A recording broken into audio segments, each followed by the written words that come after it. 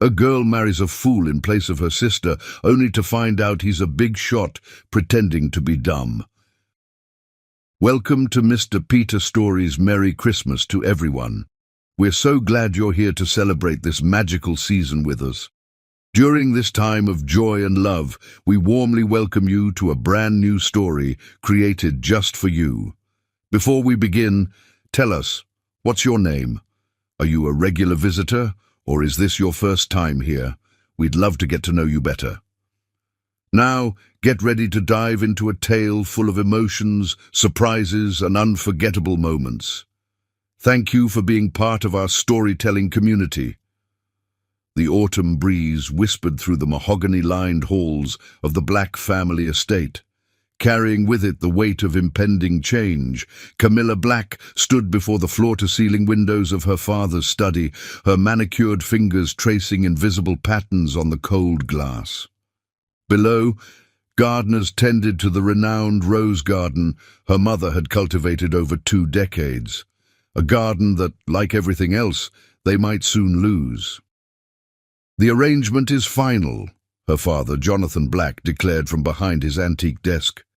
His voice, once commanding and confident, now carried the desperate edge of a man grasping at his last lifeline. "The Sorens have accepted our terms. Their son, Magnus, will marry you next month." Camilla turned, her designer dress rustling with the movement. At 27, she was the epitome of sophisticated beauty, high cheekbones, amber eyes, and a presence that commanded attention in any room. "And you're certain about his condition?" she asked, choosing her words carefully. Her mother, Eleanor, perched on the leather settee, pressed her lips into a thin line. "The rumors appear to be true. Magnus Soren may have inherited his father's fortune, but he's—" She paused, searching for a diplomatic phrase. "Simple-minded. The accident 2 years ago left him changed." The accident. Everyone in their social circle knew of it, the mysterious car crash that had transformed the brilliant heir to Soren Industries into someone barely able to manage basic conversations. Some called it a tragedy. Camilla saw it as an opportunity. "It's perfect," she murmured, more to herself than her parents. "A wealthy husband who won't interfere with my life. The Soren fortune will save our family, and I'll have complete freedom to manage both our interests." Her younger sister, Delilah, sat quietly in the corner, her worn paperback forgotten in her lap. Unlike Camilla's calculated elegance, Delilah possessed a natural grace, her beauty unadorned and honest. "Cammy," she ventured softly, "are you sure about this? Marriage should be about love, not—" "Love?" Camilla's laugh was sharp enough to cut glass. "Look around, Delilah. Our family is weeks away from bankruptcy. Father's investments have failed. The creditors are circling, and our name, our legacy, is about to be dragged through the mud. Love won't save us, but this marriage will." Jonathan cleared his throat, fingers drumming anxiously on his desk. "Magnus's condition makes him vulnerable. His father insisted on this arrangement to ensure his son would be cared for, and our family's reputation for integrity made us ideal candidates." The irony wasn't lost on Camilla. The Blacks' sterling reputation had made them perfect marks for unscrupulous business partners, leading to their current predicament. Now, that same reputation would be their salvation. She moved to her father's desk, picking up the thick manila envelope containing the marriage contract. The Sorens had been thorough, provisions for Magnus's care, management of his inheritance, and generous terms for the Black family's financial recovery. All she had to do was say, "I do," to a man who reportedly had the mental capacity of a child. "I'll do it," she declared, her voice firm. "I'll marry Magnus Soren. Our family will be saved, and I'll ensure he's well cared for." The latter was a lie, but a necessary one. Let her parents believe in her noble sacrifice. Delilah watched her sister, noting the calculated gleam in her eyes. She knew Camilla too well. had seen that same expression when her sister manipulated situations to her advantage. But what could she say? Their family was desperate, and Magnus Soren needed a wife who would protect his interests. The days that followed were a whirlwind of preparations. The wedding was to be an intimate affair, befitting the groom's condition, but no expense was spared. Camilla threw herself into the planning with frightening intensity, orchestrating every detail while simultaneously gathering intelligence about her future husband. "He spends most days in his father's library," she told Delilah one evening as they sat in Camilla's luxurious bedroom. "The staff say he stares at books for hours, though he can barely read anymore. It's perfect. He'll be content with his pictures, and I'll have free rein." Delilah hugged a silk pillow to her chest, troubled by her sister's cold calculation. What if there's more to him than people say? What if— "Don't be naive," Camilla cut her off. "I've seen him at social functions. He can barely string 2 sentences together. The great Magnus Soren, who once graduated top of his class from Harvard Business School, now drools on himself at dinner parties. It's sad, really, but it works in our favor." But as the wedding drew closer, something changed in Camilla. Delilah noticed her sister taking longer walks alone, spending hours staring at her phone and making secretive calls. At first, she attributed it to pre-wedding jitters, but there was an edge to Camilla's behavior that spoke of something more. The night before the wedding, Delilah couldn't sleep. She paced the hallways of their family home, her bare feet silent on the plush carpets. A light under Camilla's door drew her attention. Knocking softly, she called out, "Cammy, are you awake?" No answer came. Pushing the door open, Delilah found the room empty. The wedding dress hung pristinely by the window, moonlight casting its shadow across the floor. On the vanity, weighted down by a crystal perfume bottle, was a note in Camilla's elegant handwriting. Delilah's hands trembled as she read the words that would change everything. "I can't do it. I won't chain myself to a fool, no matter how rich. There's someone else. There has been for months. By the time you read this, I'll be far away. I'm sorry for the pain this will cause, but I choose love over duty. Don't try to find me. Camilla." The perfect plan, it seemed, had just shattered into 1,000 glittering pieces, leaving the Black family teetering on the brink of ruin once again. But in that moment, as Delilah stood in her sister's abandoned room, the seeds of a new plan, one born of desperation and duty, began to take root in her mind. Outside, the autumn wind picked up, scattering leaves across the garden like omens of the storm to come. The grand deception was about to begin, though not the one Camilla had so carefully orchestrated. In the silence of that moonlit room, another black sister would step forward to save her family, unaware that she was walking into a web of deception far more intricate than anyone could have imagined. Chapter 2. A Sister's Sacrifice. Dawn crept across the sky like spilled watercolors, painting the world in shades of grey and pink as Delilah stood before her sister's vanity. Her reflection stared back at her, a ghost in white silk and lace, wearing a dress that had been tailored for another woman's body. The wedding dress, a Vera Wang creation that had cost more than most people's cars, hung slightly loose around her slender frame. Camilla had always been curvier, more statuesque, but it would have to do. "Hold still," Eleanor Black commanded, her usually steady hands trembling as she pinned the dress. Every few seconds, she would pause to dab at her eyes with a monogrammed handkerchief. "We can make this work. We have to make this work."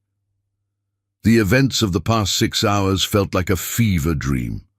The discovery of Camilla's note, the family meeting in Jonathan Black's study, where panic had given way to desperate innovation, the frantic calls to the wedding planner, explaining that the bride had fallen ill and her sister would be handling last-minute details. A clever ruse to explain why they needed access to the venue before dawn. "What if someone realizes?" Delilah whispered, watching her mother's reflection in the mirror. The Sorens have met Camilla at social functions. They'll know I'm not her.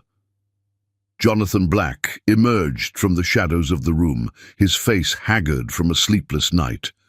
Magnus's condition works in our favor. He barely registers faces anymore. As for the others, he adjusted his tie with fingers that shook. The ceremony will be small, intimate, only family and a handful of close friends. Most haven't seen Camilla in months. She's been preparing for the wedding in seclusion. The lie tasted bitter in Delilah's mouth, but she nodded. What choice did they have? The contracts were signed, the money already partially transferred. If the wedding didn't proceed, their family wouldn't just face social ruin, they'd be legally and financially destroyed. Besides, Eleanor added, securing another pin, you and Camilla share the same features, the same dark skin tone, the same height. Your face is softer, yes, but love makes people see what they want to see. She stepped back, surveying her work. With the right makeup, the right hairstyle, it could work. The next 2 hours passed in a blur of beauty professionals, all sworn to secrecy with generous bonuses. Delilah sat still as they transformed her into her sister's doppelganger. Her natural curls were straightened and styled into Camilla's signature elegant updo. Makeup artists contoured her face, sharpening her soft features to mirror her sister's more angular beauty. By the time they finished, even Jonathan did a double take when he entered the room. But it wasn't just about looking like Camilla. Delilah had to become her. As the makeup artists packed their supplies, Eleanor drilled her daughter on details of Camilla's life, relationships, and preferences. Remember, you spent a semester in Paris during college. You collect vintage Hermès scarves. Your favorite wine is a 1982 Bordeaux. Delilah absorbed it all, though her mind kept wandering to Magnus Soren. She had seen him once, at a charity gala 6 months ago, before agreeing to this deception. He had stood in a corner, watching the crowd with vacant eyes, occasionally smiling at nothing. His father had kept close to him, managing his interactions, steering him away from lengthy conversations. Would she be taking on that role now? The rings, she suddenly remembered, panic rising in her throat. Camilla's engagement ring. Here. Jonathan pulled a velvet box from his pocket. She left it on my desk with the note. At least she gave us that much. The ring slid onto Delilah's finger, slightly loose, but not noticeably so. The 5-carat diamond caught the morning light, throwing prisms across the wall. It felt heavy, like a shackle. At 9:30, the first guests would begin arriving at St. Patrick's Cathedral. By 10, Delilah would walk down the aisle toward a man who thought he was marrying her sister. By noon, she would be Mrs. Magnus Soren, committed to a lifetime of caring for a mentally impaired man while maintaining an elaborate deception. You don't have to do this, Eleanor said softly, catching her daughter's hand. We could confess everything, face the consequences. But Delilah could see the fear in her mother's eyes. The Blacks wouldn't just lose their money and status. They'd face legal repercussions for fraud. The Sorens would ensure they were destroyed, their reputation shredded, their future prospects obliterated. And Camilla would be free to live her life with her secret lover, while their family paid the price for her selfishness. "I'll do it," Delilah repeated, stronger this time. She stood, the dress rustling around her feet. In the full-length mirror, she barely recognized herself. The woman staring back was all Camilla's sophisticated elegance, with none of her calculated coldness. It was a mask she would have to wear perfectly. A knock at the door made them all jump. "The car is ready," the butler announced. "The flowers have arrived at the cathedral, and Mr. Soren Sr. called to confirm they're en route." Delilah took a deep breath, smoothing non-existent wrinkles from the dress. In her mind, she began constructing a new identity, a hybrid of herself and Camilla, someone who could believably be the woman Magnus Soren thought he was marrying. "One last thing," Jonathan said, pulling her aside. "The prenuptial agreement. There's a clause about consummation." He couldn't meet her eyes. "The marriage must be valid for the contracts to be binding." The implications hit her like a physical blow. She would have to, with a man who didn't even know who she really was. The ethical implications made her head spin. "I understand," she managed, though her voice shook slightly. "I'll do whatever needs to be done." The drive to the cathedral passed in suspended animation. Through the tinted windows of the Rolls-Royce, Manhattan scrolled past like scenes from someone else's life. Delilah watched couples walking dogs, children chasing pigeons, tourists taking photos, all of them living their normal, honest lives while she headed toward a future built on lies. As the car pulled up to the cathedral's side entrance, Eleanor squeezed her daughter's hand. "Remember, you're doing this for family. Everything we do for family." Delilah nodded, unable to speak. The weight of the veil settled over her face like a shroud as her father helped her from the car. Through the delicate lace, she could see the massive doors of St. Patrick's looming before her. Somewhere beyond them waited Magnus Soren, the man she would pledge her life to under false pretenses. "Ready?" Jonathan asked, offering his arm. Delilah took it, feeling the solid strength of him beneath her fingers. In her mind, she said goodbye to herself, to the quiet girl who loved books and gardening, who dreamed of finding true love someday. That girl would have to die for this deception to live. The organ music began to swell, its notes rolling through the cathedral like waves. As the door swung open, revealing the long aisle ahead, Delilah took her first step, not just toward Magnus Soren, but toward a life of constant performance. She was no longer just Delilah Black. She was now the understudy in the role of a lifetime, playing her sister in a production where the stakes were higher than any theater could imagine. And somewhere, in a place Delilah couldn't know, her sister Camilla was probably raising a glass to her own escape, unaware that her perfect plan had set in motion events that would change all their lives forever. The greatest deception was about to begin, though not the one anyone had anticipated. As Delilah took another step toward her future, she couldn't know that she wasn't the only one wearing a mask in this elaborate charade. Chapter 3. The Fool's Game. The first time Delilah saw Magnus Soren up close, her heart nearly stopped. Standing at the altar, he cut an imposing figure despite his allegedly diminished mental state. 6 feet tall, with shoulders that filled out his bespoke Tom Ford tuxedo perfectly. He had the kind of presence that commanded attention even when silent. His thick, dark hair was expertly styled, and his clean-shaven jaw could have been carved from marble. If this was what simple-minded looked like, Delilah couldn't imagine how devastating he must have been before the accident. As she approached on her father's arm, Magnus's vacant blue eyes settled on her with an unsettling intensity. For a fraction of a second, she could have sworn she saw something flash across his face. Recognition, confusion.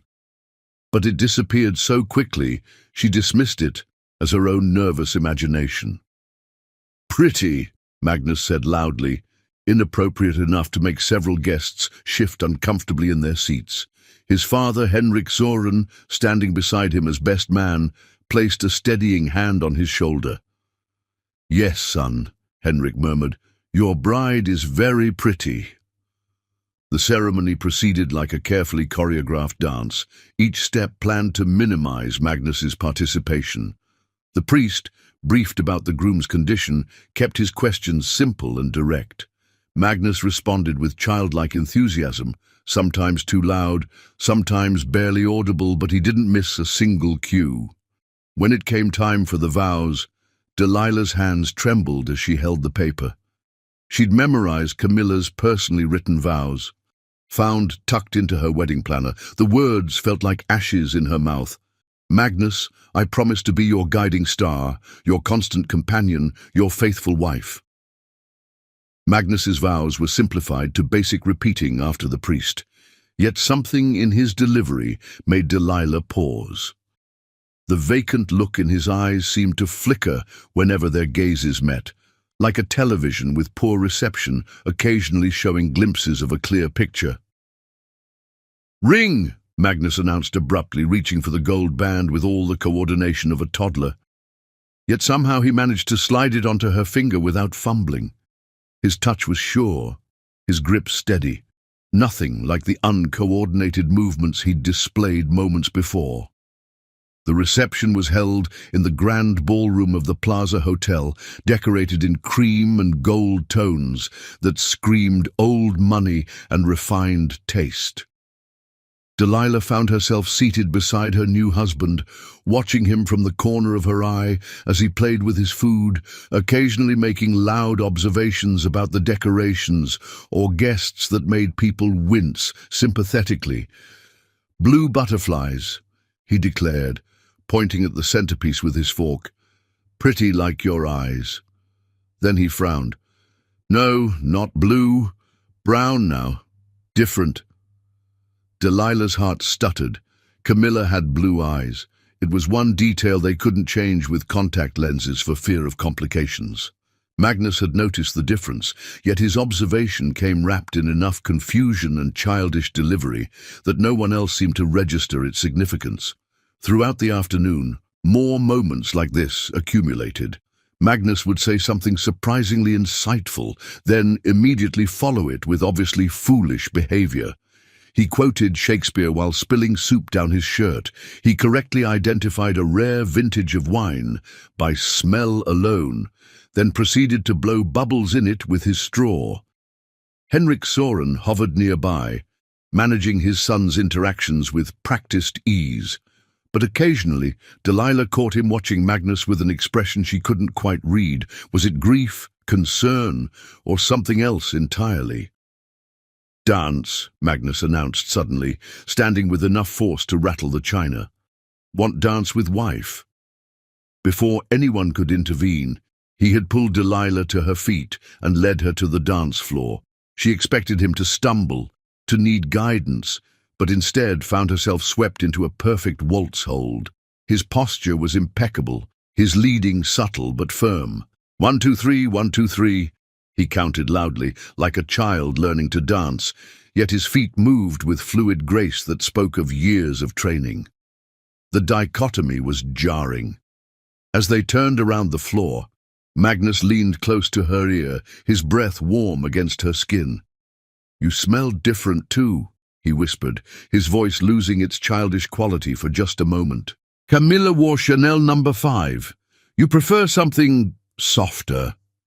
Before Delilah could process this, he pulled back, his face once again a mask of vacant happiness. "Pretty dress goes swoosh," he announced to anyone within earshot, twirling her with excessive enthusiasm. The rest of the reception passed in a blur of congratulations and careful management of Magnus's condition. He alternated between childish outbursts and periods of quiet observation, during which his eyes would follow Delilah with unnerving focus. As evening fell and the last guests departed, Henrik pulled Delilah aside. "Magnus's routine is very important," he explained, handing her a leather-bound notebook. "Everything is detailed here, his medications, his preferred schedule, his triggers. The staff at your new home have been fully briefed, but as his wife, you'll need to take an active role in his care." Delilah nodded, clutching the notebook like a lifeline. "I understand. I'll take good care of him." Henrik's grip on her arm tightened slightly. "See that you do. The Sorens protect their own, and Magnus, despite his condition, is very precious to us." Was there a warning in his tone? Before Delilah could analyze it, Magnus appeared beside them, tugging at his bow tie with evident distress. "Home now," he insisted. "Tired. Want go home." The Soren family townhouse on the Upper East Side would be their home for the foreseeable future. As the car pulled up to the magnificent limestone facade, Delilah felt her anxiety spike. This was it. No more family around, no more guests to maintain appearances for. Just her and Magnus, alone. The staff had already retired for the night, leaving only the security team monitoring the premises from their discreet posts. Magnus led the way inside, his movements suddenly more purposeful than they'd been all day. In the massive marble foyer, he stopped abruptly. Delilah nearly collided with his back. Slowly, he turned to face her, and what she saw made her blood freeze in her veins. The vacant expression was gone. In its place was something sharp, calculating, and unmistakably intelligent. His posture had changed too. Gone was the slightly stooped, uncertain stance of a damaged man. He stood straight, commanding, every inch the Harvard-educated businessman he'd once been. "Well," he said, his voice rich and cultured, nothing like the childish tones he'd affected all day. "Shall we drop the pretense, Mrs. Soren? Or should I say, Delilah?" The world tilted sideways as Delilah realized the magnitude of her situation. She wasn't the only one who'd been playing a role.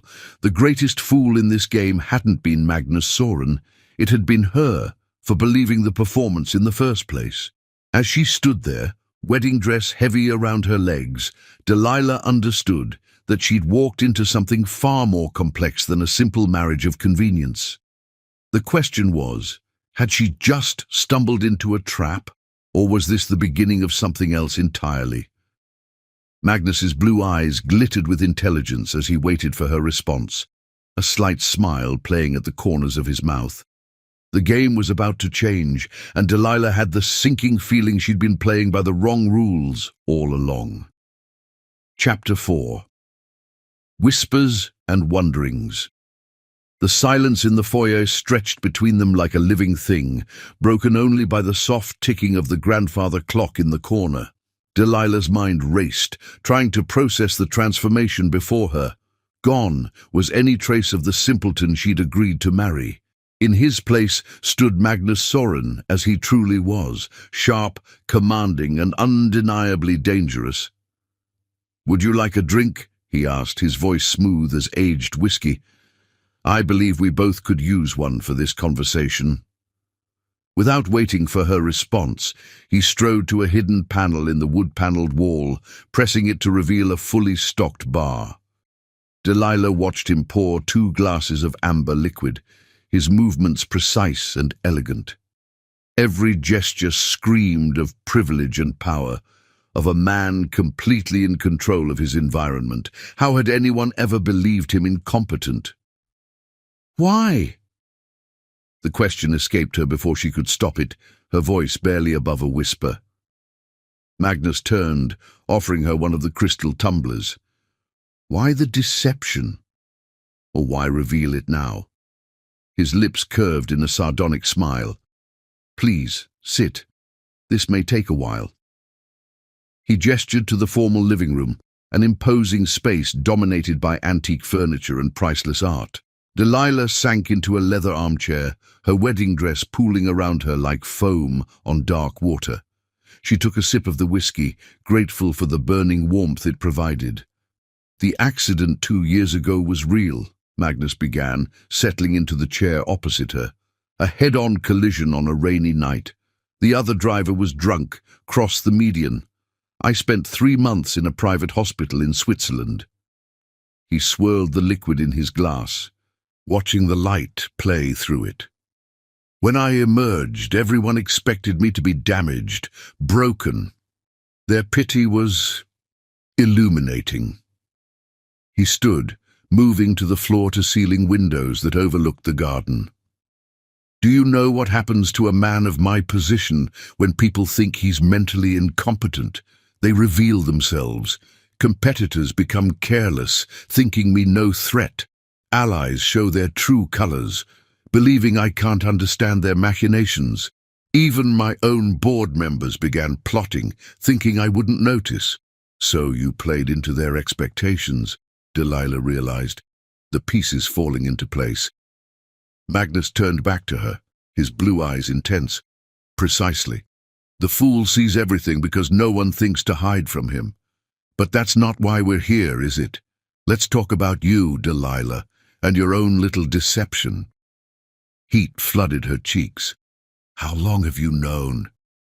That you weren't Camilla, from the moment you walked into the cathedral. He moved closer, looking down at her with an unreadable expression. Your sister and I had met several times during the arrangement of this marriage. She wore her ambition like perfume, strong, obvious, and ultimately cheap. You... He reached out, brushing a loose curl from her face. You wear your sacrifice like a crown. Delilah jerked away from his touch, standing abruptly. If you knew, why did you go through with it? Because you intrigued me. Magnus's admission was blunt. I watched you during the ceremony, saw how you handled yourself at the reception. You were playing a role, yes, but not for personal gain. You were willing to tie yourself to a man you believed mentally impaired, all to save your family. He stepped closer, invading her space. That kind of loyalty is rare in our world, Delilah, and valuable. What do you want? She asked, hating how her voice trembled slightly. Magnus's laugh was low and rich. Want? I want exactly what I have, a wife who understands the value of appearances, who can play her role perfectly in public while being a true partner in private. The question is, what do you want? Delilah's mind spun with possibilities. The marriage contract, the prenuptial agreement, her family's financial salvation. Was it all still valid? As if reading her thoughts, Magnus continued. Your family's arrangement with mine stands. The money has been transferred, the debts paid. Consider it payment for services rendered. You've already proved invaluable in maintaining my carefully constructed facade. Relief flooded through her, quickly followed by anger. So, I'm just another pawn in your game? Another piece to manipulate? Magnus caught her arm as she tried to push past him, his grip firm but not painful. No, he said softly, his face inches from hers. You're my queen on this chessboard, Delilah, the most powerful piece in play if you choose to be. The heat of his hand seemed to burn through the delicate lace of her sleeve. This close, she could see the flecks of darker blue in his eyes, smell the subtle notes of his cologne.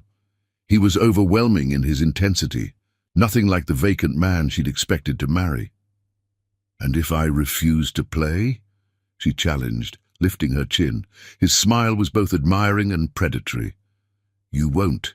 You're too intelligent for that. Think of what we could accomplish together.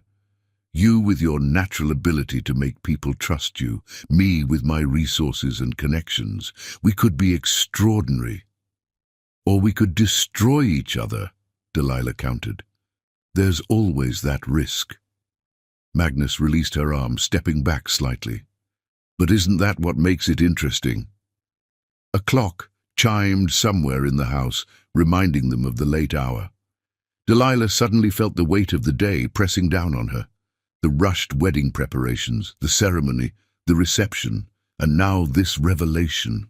Her legs trembled slightly. Magnus noticed, of course. He noticed everything. You're exhausted, he stated. We can continue this discussion tomorrow. Your suite is up the stairs, first door on the right. I've had your things moved there. My suite? Delilah asked, confused. But the prenuptial agreement, the consummation clause. His expression darkened slightly. I may be manipulative, Delilah, but I'm not a monster. We have time to figure out what this marriage will be. For now, rest. Process what you've learned. Tomorrow we can begin planning our future. As Delilah climbed the sweeping staircase, her wedding dress rustling with each step, she felt Magnus's eyes following her.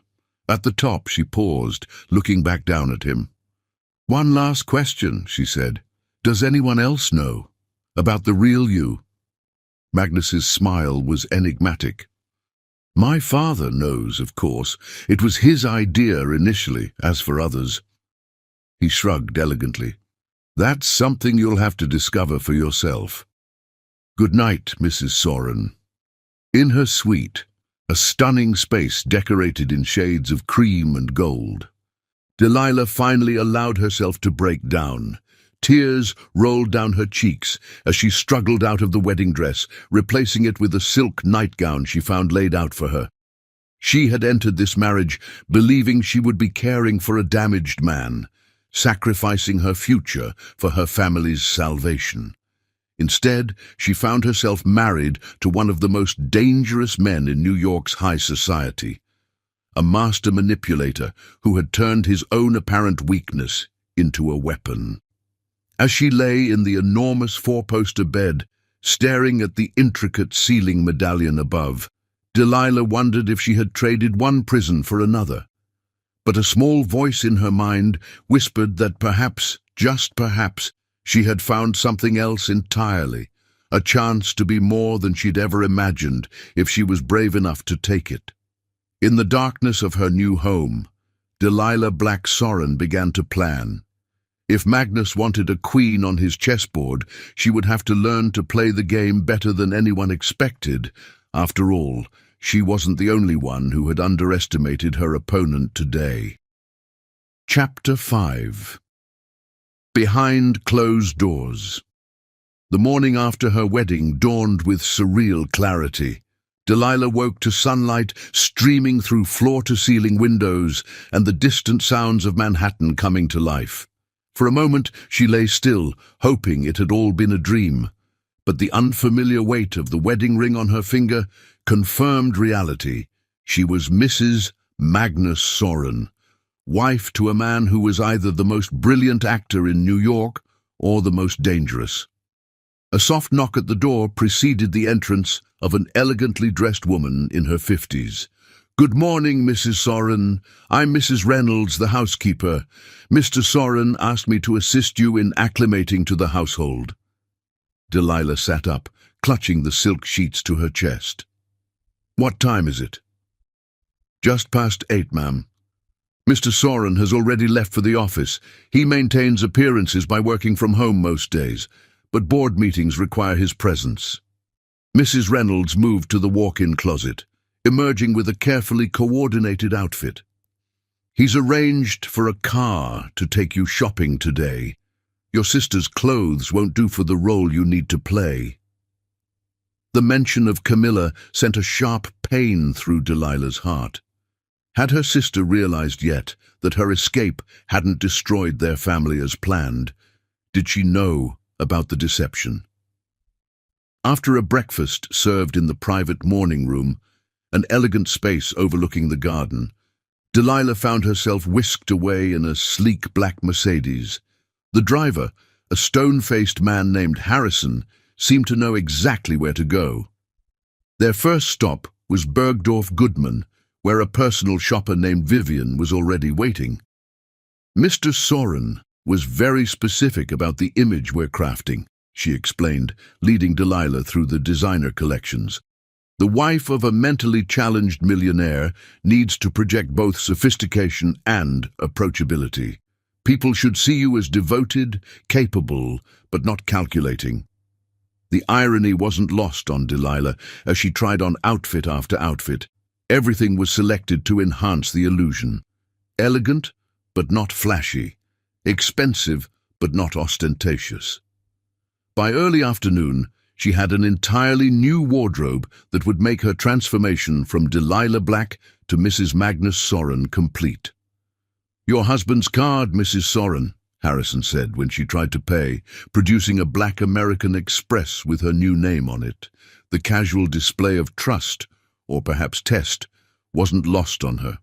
Returning home, Delilah found Magnus in his study, hunched over a tablet and muttering to himself. The transformation was remarkable. Gone was the commanding presence from last night, replaced by the confused air everyone expected to see. "Pretty wife back," he announced loudly as she entered, but his eyes were sharp and alert. A security camera in the corner blinked steadily, reminding her they were always being watched. "Yes, dear," she replied, falling into the role seamlessly. I bought some new clothes today. Would you like to see them? Magnus made a show of clapping his hands enthusiastically, but as she moved closer, he pressed something into her palm. A smartphone, different from the one she'd been using. When she glanced at him questioningly, he merely continued his performance of childish excitement over her shopping bags. Later, alone in her suite, she examined the phone. It opened to a secure messaging app with a single conversation thread. Magnus, this line is encrypted. We can speak freely here when we can't in person. The house is watched constantly, not just by our security, but by others who are very interested in my condition. Delilah stared at the message for a long moment before typing back, Delilah, others, who? Magnus, board members, competitors, your sister's mysterious lover, everyone who stands to gain from my apparent incompetence. The mention of Camilla's lover caught her attention. Delilah, you know who she ran away with? Magnus, I know everything about your sister's plan. Did you think it was coincidence that she fell in love with someone right before our wedding? That she chose to run at exactly the right moment to cause maximum chaos? The implications made her head spin. Delilah, you orchestrated her leaving. Magnus, I merely created the opportunity. She did the rest herself. Your sister's ambition made her predictable. I needed a wife I could trust, not one who would try to take advantage of my condition. Delilah. So you manipulated events to drive her away, knowing I would step in? Magnus. I calculated the probabilities. You were the most likely to take her place out of family loyalty. What I didn't anticipate was how perfectly suited you would be for the role. The conversation was interrupted by a knock at her door. Mrs. Reynolds entered with a garment bag. Mr. Soren's father will be joining you for dinner, Mrs. Soren. Your husband suggested you might want to wear this. Inside the bag was a stunning Valentino dress in deep burgundy, elegant but not overpowering, perfect for a family dinner. The choice sent a clear message. Magnus was directing every aspect of their performance. Dinner proved to be another masterclass in deception. Magnus played his role of cherished invalid son perfectly, while Henrik Soren watched both of them with calculating eyes. Delilah found herself navigating a complex dance of caring wife and dutiful daughter-in-law, all while trying to read the subtext flowing beneath every interaction.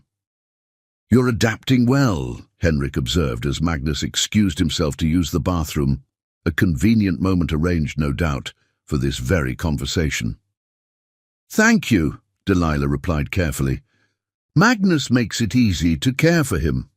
Henrik's smile didn't reach his eyes. Yes, my son has always had that effect on people. They see what they expect to see. Tell me, what do you see when you look at him? It was a test, carefully crafted and potentially dangerous. Delilah met his gaze steadily. I see a man who needs me, she answered truthfully, letting him interpret that need however he chose. Good answer, Henrik approved, just as Magnus returned, his tie slightly askew in a perfect display of childish clumsiness. Later that night, as Delilah prepared for bed, her phone buzzed. Magnus, you handled my father well. He's convinced you're exactly what we need. Delilah, and what exactly do you need, Magnus? Magnus, a partner who understands that sometimes the greatest power lies in being underestimated, someone who can play the game without losing themselves in it. Someone like you. She stared at the message for a long time before responding. Delilah, and what do I get out of this partnership? Magnus, everything.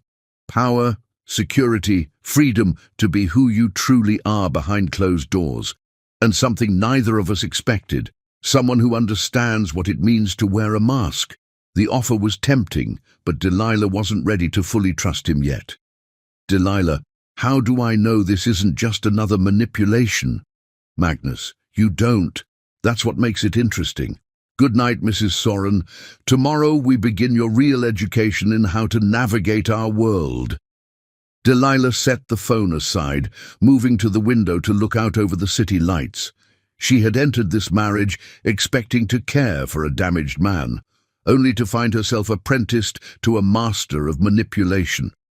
The question was, could she learn to play this game without losing her soul in the process? As if in answer to her thoughts, a final message buzzed through. Magnus, remember, in chess, the queen starts beside the king but moves freely on her own. Your power lies in choosing how to use that freedom. Delilah smiled despite herself. Perhaps this strange marriage wasn't a prison after all, but a door to possibilities she'd never imagined. The game was just beginning, and she intended to learn every rule. Chapter 6. The Truth Unravels. The first month of marriage to Magnus Soren was like attending an elite masterclass in deception. Every morning brought new lessons, each interaction carefully orchestrated to deepen their elaborate charade, while simultaneously teaching Delilah the true nature of power in their world. "Watch their eyes," Magnus instructed one evening as they sat in his private study reviewing security footage from that day's board meeting. On the screen, various Soren Industries executives sat around a massive conference table, their attention fixed on Magnus as he played with a rubber band and mumbled about pretty colors. "See how Harrison looks at Mitchell when I mention the Asian markets? That's because they're planning a hostile takeover of our subsidiary in Singapore." Delilah leaned closer to the screen, studying the subtle interplay of glances and gestures. "How long have you known?" 3 months. Magnus's smile was predatory. "I've been feeding them false information through various channels, letting them think they're clever." He fast-forwarded to another segment. "Watch Mitchell's left hand when I start talking about numbers. The way he taps his fingers. He's nervous. He should be. Tomorrow, they'll discover that their secret negotiations have been with a shell company I control." The lesson was clear. In their world, everything was a sign if you knew how to read it. Delilah found herself becoming hyper-aware of the subtle languages of power, the way a handshake could convey threats, how the placement of people at a dinner table spoke volumes about allegiances and betrayals. Their public appearances were carefully choreographed performances. Magnus would play the cheerful invalid, while Delilah managed him with gentle competence, earning sympathetic smiles and admiring whispers about her dedication. But beneath every interaction lay layers of calculation and observation. "The key," Magnus explained during one of their encrypted conversations, "is to let people think they're cleverer than you. Everyone wants to believe they're the smartest person in the room. Give them that illusion, and they'll tell you everything while thinking they're manipulating you." Delilah proved to be an apt pupil. Her natural empathy, once considered a weakness in their cutthroat world, became her greatest asset. People opened up to her, confiding their secrets to the kind, patient woman who seemed so devoted to her challenged husband. Each confession, each confidential whisper became another piece in the complex puzzle Magnus was assembling. Their relationship, too, evolved in unexpected ways. The initial tension of their arranged marriage gave way to something more complex, a partnership built on mutual respect and a shared appreciation for the game they were playing. During their private moments, away from the cameras and prying eyes, they found themselves engaging in increasingly personal conversations. "Why did you really choose this path?" Delilah asked one night as they sat in the garden under the stars. It was the one place they could speak freely after Magnus's security team swept for surveillance devices. Magnus was silent for a long moment, swirling the whiskey in his crystal tumbler. "The accident changed everything," he finally said. 3 months in that Swiss hospital, watching visitors come and go, hearing them discuss my company's future as if I wasn't there. It was enlightening. People reveal their true selves when they think you can't understand them. But to maintain this deception for so long, it became something more than just a strategic choice, he admitted. "It's liberating in a way. When everyone thinks you're simple, they don't guard themselves. Every betrayal, every scheme, every hidden agenda becomes visible. It's like having X-ray vision into the human soul. Delilah studied his profile in the moonlight. And what does your X-ray vision show you about me? His blue eyes met hers with unexpected intensity. You're the first person who surprised me in years. I thought I knew exactly what would happen when your sister ran, how you would react, how this marriage would play out, but you've exceeded every calculation. Is that a good thing? It's refreshing. He reached out, tucking a stray curl behind her ear. The gesture was startlingly intimate, causing her breath to catch. You play the game beautifully, but you haven't let it change who you are. That's rare in our world. Their moment was interrupted by a buzz from Magnus's secure phone. His expression darkened as he read the message. It seems we have a problem. Your sister has resurfaced. Delilah's heart skipped a beat. Where? Monte Carlo. She's been spotted with James Mitchell. Yes, the same Mitchell from my board. It appears their chance meeting 6 months ago wasn't so coincidental after all. The pieces clicked into place. She was working with him all along. Her running away was part of their plan. Magnus nodded grimly. They thought her disappearance would throw our family into chaos, making it easier for Mitchell's faction to take control while I was distracted by my new bride's betrayal. What they didn't count on was you. Or you, Delilah added. They still think you're incapable of understanding their scheme. Exactly. Magnus's smile was sharp. And now they're about to learn the cost of underestimating both of us. Tomorrow Mitchell will receive some very interesting photos of his meetings with certain Chinese investors, meetings that technically violate several international trade agreements. And Camilla, that depends on you. Magnus turned to face her fully. She's your sister. How do you want to handle her betrayal? It was a test, Delilah realized, not just of her loyalty, but of her understanding of the game they were playing. She thought carefully before responding. We let her and think she's winning, she said slowly. Feed her information that makes her believe her plan is working. Then when she and Mitchell make their move, we spring the trap, Magnus finished, approval clear in his voice. See? This is why you're perfect for this role. You understand the long game. Later that night, alone in her suite, Delilah received another encrypted message.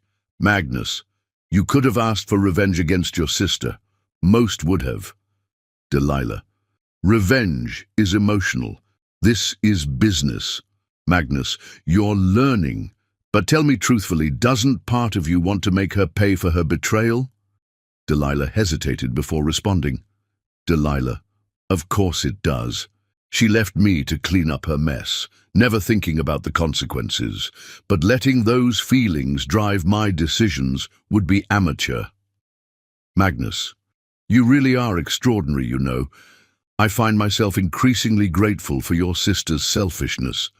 It brought me something far more valuable than I expected. The message made her heart race in a way she wasn't entirely comfortable examining. Their relationship was built on mutual advantage and shared secrets. Anything more would be dangerous. And yet, Delilah, are we still playing the game, Magnus? Or is this something else? His response took several minutes to arrive. Magnus, perhaps it's both. The best partnerships blur the lines between strategy and sincerity. The question is, are you ready to explore that ambiguity? She stared at the message, understanding its implications. They were standing on the edge of something deeper than their carefully constructed facade. The smart move would be to maintain professional distance, to keep their relationship strictly strategic. Instead, she typed, Delilah, I'm learning that the most interesting moves in chess are often the unexpected ones. His reply was immediate. Magnus, then let's write our own rules. Dinner tomorrow, just us. No cameras, no performance. We'll see what's real behind the masks. As Delilah set the phone aside, she caught her reflection in the window, a woman transformed from the naive sister who'd stepped into Camilla's place. The game had changed her, but perhaps not in the ways anyone had anticipated. Tomorrow would bring new challenges. Mitchell's schemes, Camilla's machinations, the constant performance their lives required. But for now, she allowed herself to feel a flutter of anticipation about dinner with Magnus. A dinner where, for the first time, they would both leave their masks at the door. In a world built on deception, the prospect of genuine connection was perhaps the most dangerous game of all. Chapter 7. A Dangerous Dance. The private dining room of the Soren townhouse had been transformed. Gone were the usual formal place settings and hovering staff. Instead, soft candlelight flickered across a more intimate arrangement. Two places set close together, bottles of wine breathing nearby, and most notably, no security cameras in sight. Delilah stood in the doorway, taking in the scene. She had dressed carefully for this dinner, choosing a simple black cocktail dress that was wholly her own style, not the carefully curated image of Mrs. Magnus Soren. Her natural curls were loose around her shoulders, and she wore minimal jewelry, just her wedding ring and a pair of small diamond studs. "The cameras are off in this entire wing," Magnus's voice came from behind her. "I had the security team do a sweep for any unauthorized surveillance devices. Tonight, we're truly alone." She turned to face him, and her breath caught slightly. Without his usual vacant expression, Magnus was devastating. His sharp features were animated with intelligence, his blue eyes intense as they took her in. He'd shed his public persona's rumpled appearance for a perfectly tailored charcoal suit, no tie, the top buttons of his white shirt casually undone. "No masks?" she asked, voice slightly unsteady. "No masks." He stepped closer, offering her a glass of wine. "Tonight, we're just Magnus and Delilah. No performance, no strategy, no game." "Is that possible?" She accepted the glass, their fingers brushing. "After everything?" His smile was surprisingly gentle. "Let's find out." Dinner was served by Mrs. Reynolds, the only staff member Magnus trusted completely, he explained after she'd left them alone. The food was excellent, but what struck Delilah most was how different Magnus was when fully himself. His conversation was brilliant, ranging from art to philosophy to business with equal passion. He had a dry wit that made her laugh genuinely, and his observations about human nature were fascinating. "Tell me about yourself," he requested as they moved to the comfortable seating area with their wine. The real Delilah, not the carefully constructed Mrs. Soren. She curled into the corner of the sofa, considering. "What do you want to know?" "Everything." He sat beside her, turned to face her fully. "I know. Your file, your background, your family history. But I want to know you. What makes you laugh? What keeps you up at night? What did you dream of before life threw you into this elaborate charade?" The intensity of his interest was both flattering and unnerving. "I wanted to be a writer," she admitted. "I used to fill notebooks with stories, poems, observations about life. Camilla always thought it was a waste of time. And now? Now I feel like I'm living in one of my stories." She took a sip of wine. "The plot twists are certainly dramatic enough." Magnus laughed, the sound rich and genuine. "Life does have a way of exceeding fiction, though I doubt any publisher would believe this particular tale. A brilliant businessman pretending to be simple-minded to protect his empire, who ends up married to his intended bride's sister. It does stretch credibility. Don't forget the part where the substitute bride turns out to be more perfect for the role than anyone could have anticipated." His voice dropped lower, more intimate. "Where she proves to be not just capable, but extraordinary." Heat bloomed in Delilah's cheeks. "Magnus, you must know how remarkable you are. he continued, setting his wineglass aside. I chose you because I thought you would be malleable, easy to control.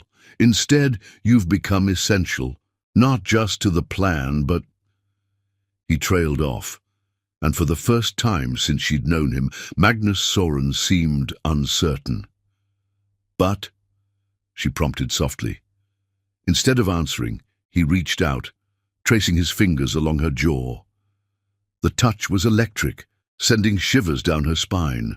I find myself thinking about you at the most inopportune moments, he confessed, during board meetings, in the middle of negotiations, even when I'm playing my fool's role. I'll catch a glimpse of your smile, your real smile, not the careful one you wear in public, and forget my lines. Delilah's heart raced. That sounds dangerous. It is. His thumb brushed her lower lip. You're dangerous, Delilah. You make me want things I can't afford to want.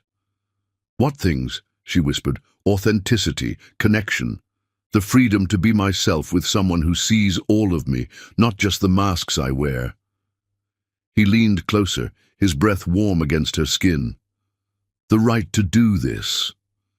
The kiss was gentle at first, a question more than a demand. Delilah responded without thinking, her free hand sliding up to curl around his neck. Magnus made a low sound in his throat, deepening the kiss as he took her wineglass and set it aside. When they finally broke apart, both breathing heavily, reality came crashing back in. This complicates everything, Delilah said, though she didn't move from his embrace. Everything worth having is complicated. Magnus brushed a curl from her face. The question is, are you willing to risk it?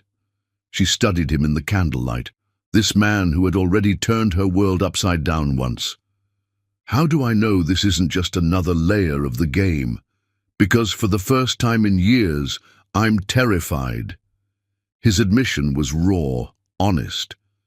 I've built my entire empire on being in control, on never letting anyone close enough to matter.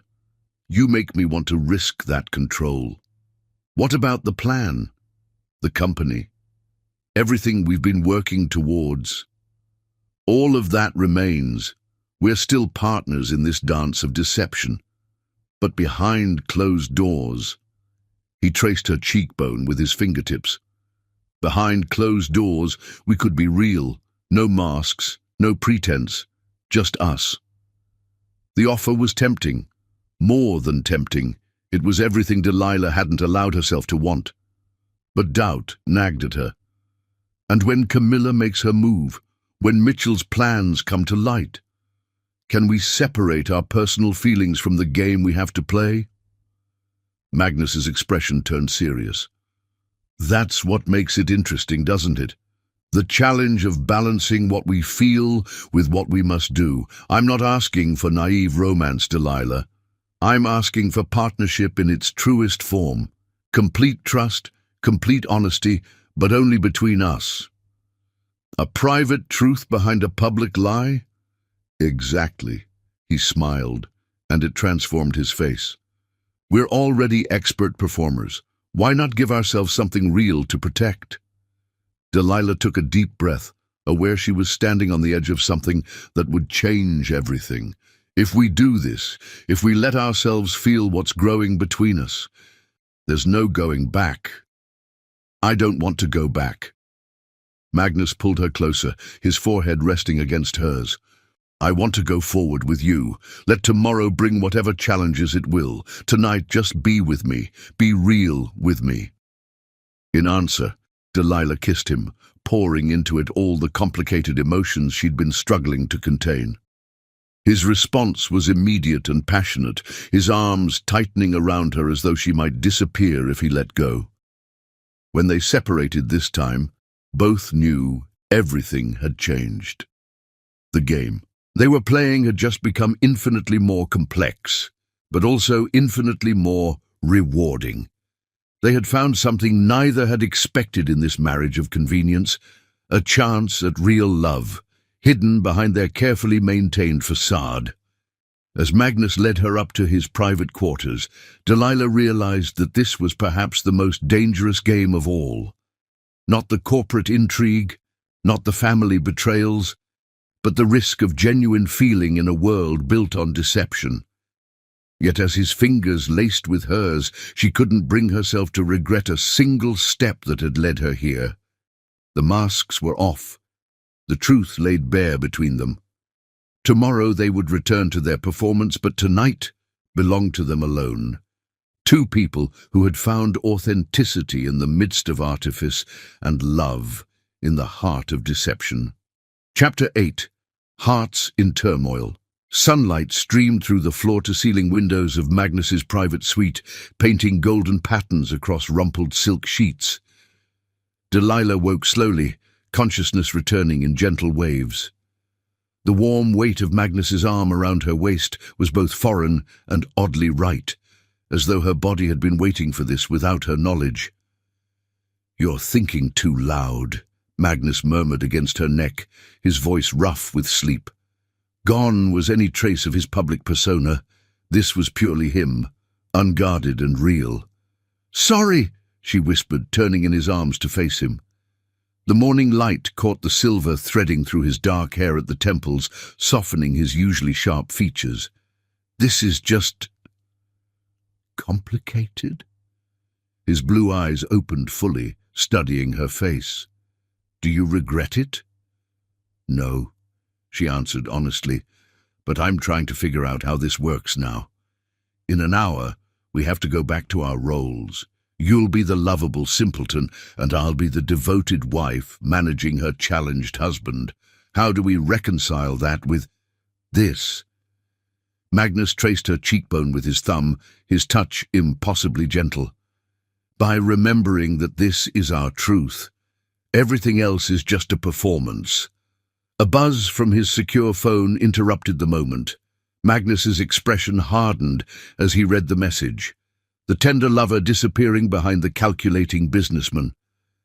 "Mitchell's making his move earlier than expected," he said, sitting up. "He's called an emergency board meeting for this afternoon. Apparently, he has concerns about the company's direction under current management." Delilah propped herself up on one elbow, mind already racing with implications. He wouldn't move without believing he has the upper hand. Has something changed? Yes. Magnus handed her the phone, showing her a series of photos. They showed Camilla entering a high-end Monaco hotel, looking exactly as polished and ambitious as Delilah remembered.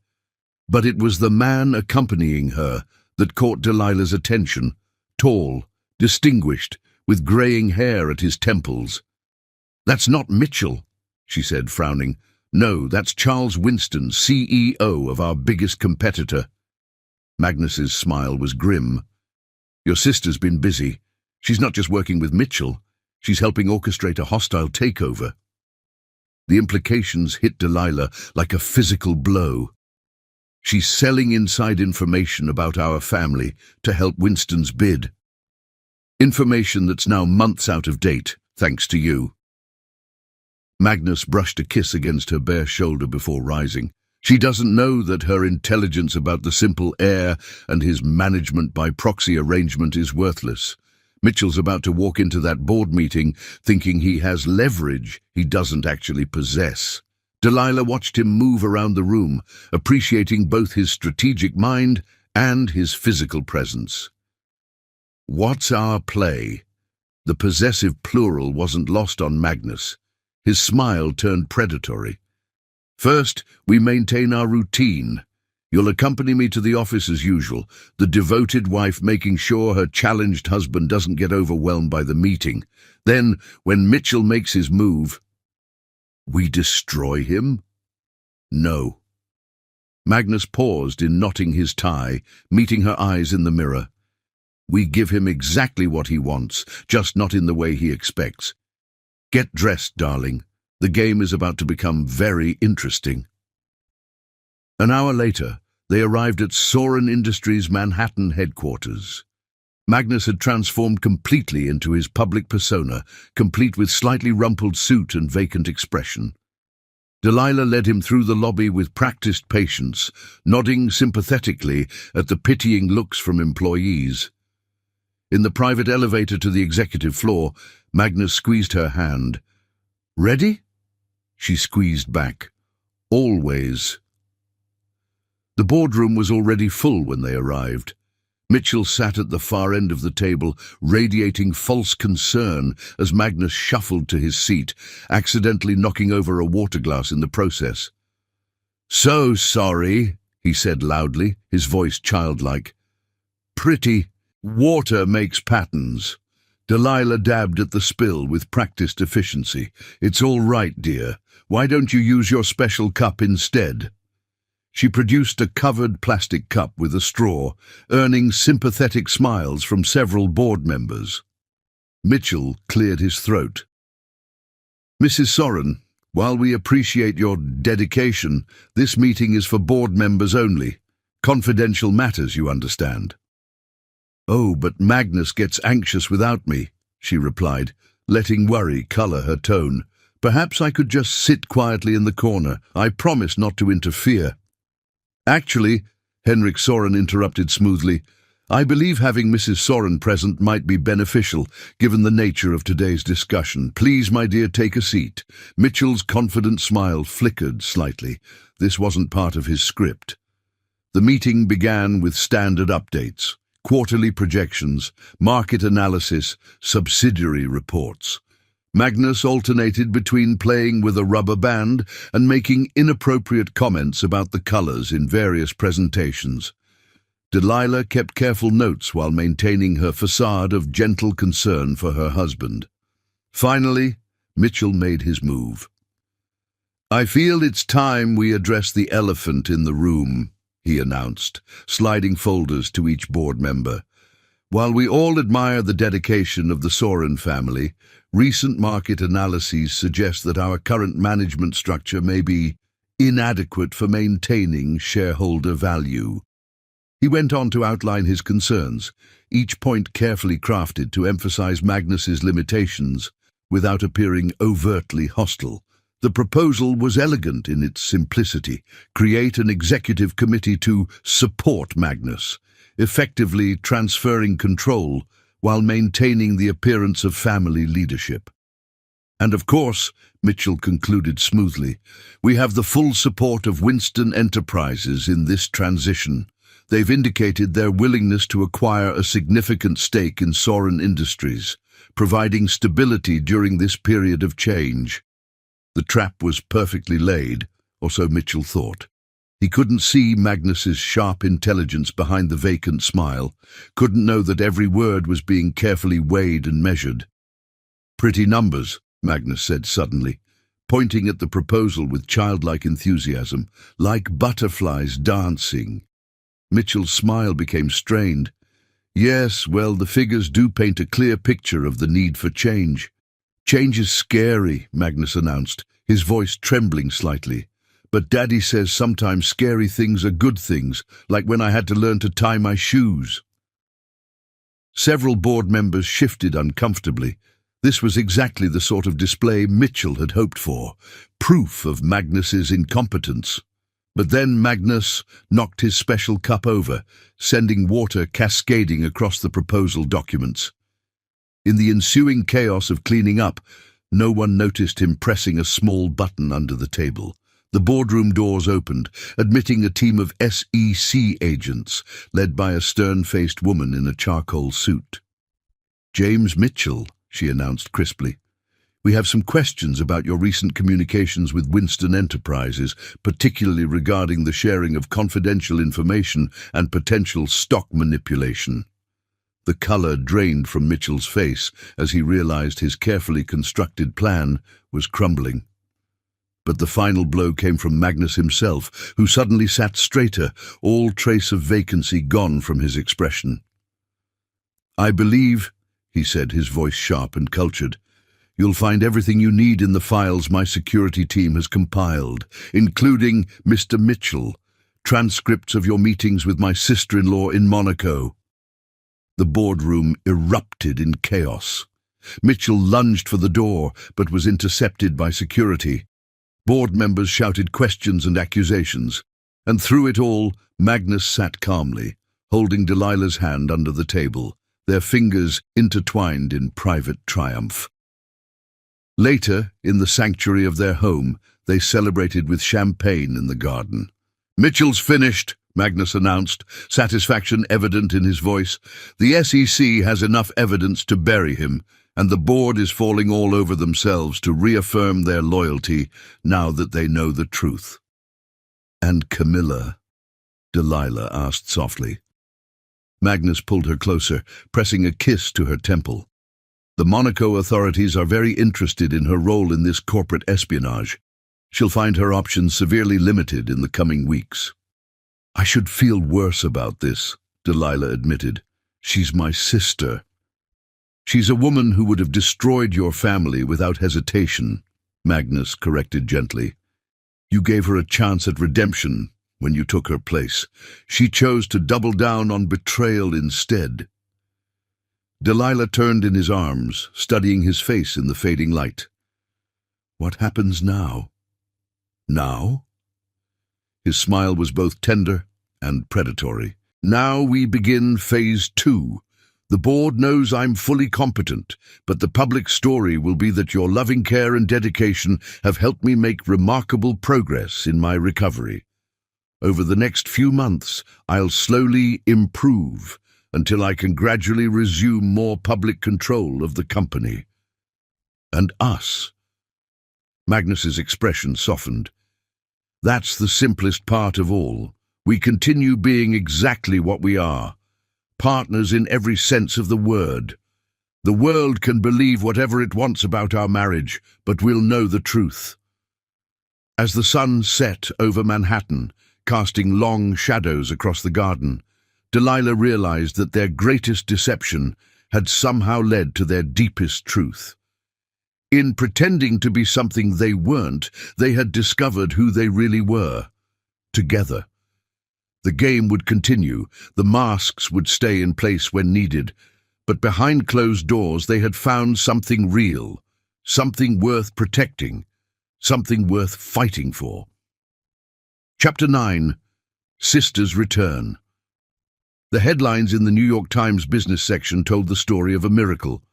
Soren heir shows remarkable recovery under new wife's care. The Wall Street Journal followed with "Love Conquers All, the remarkable rehabilitation of Magnus Soren." Even the tabloids got in on the narrative. Beauty and the Brilliant, how love healed a billionaire's brain. Delilah sat in their private breakfast nook, spreading the papers across the table while Magnus read the coverage on his tablet. "They're certainly running with the story," she observed, sipping her coffee. "People love a good redemption tale," Magnus replied, his eyes scanning the articles. "A damaged man brought back to his former glory by the power of love. It's practically a fairy tale. The PR team couldn't have scripted it better if they tried." The past month had seen Magnus's careful recovery play out exactly as planned. In public appearances, he gradually showed signs of improvement, speaking more clearly, handling complex tasks with increasing confidence, demonstrating flashes of his old business acumen. The transformation was attributed to Delilah's unwavering devotion and innovative therapy approaches, making her as much a star of the story as Magnus himself. "Your father called," Delilah mentioned, reaching for a croissant. "He wants us to do an exclusive interview with Forbes. They're featuring you in their Comeback Kings series." Magnus's expression darkened slightly. "Did he mention anything about our other situation?" The other situation was Camilla. After the SEC investigation into Mitchell had gone public, she had vanished from Monaco, her trail going cold somewhere in South America. Henrik's sources had been tracking her movements, waiting for her next move.